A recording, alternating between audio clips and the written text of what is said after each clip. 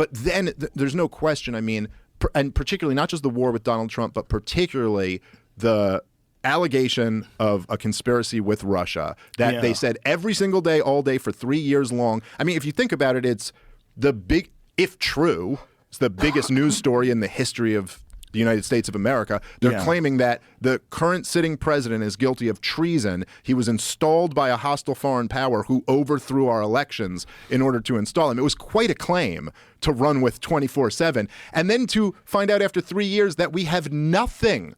Not like there's nothing, no evidence pointing toward this conspiracy even existing. So that their trust had already evaporated. But then after COVID, but people will they still will go never on recover. Bill Maher and argue this. They'll still say there's evidence.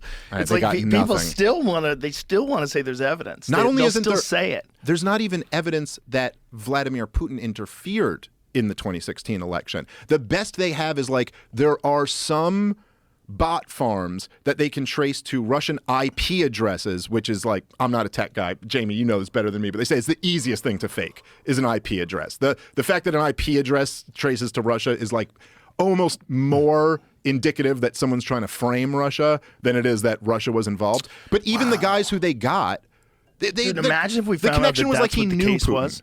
Imagine if we found out that the Russian troll farms were like completely insignificant, and it's all just like government-controlled troll farms. Well, I mean, look, even if they were all from Vladimir Putin, they were fairly insignificant in terms of like interfering in elections with other culture, with other countries, and how their it most works. effective strategy was funny memes.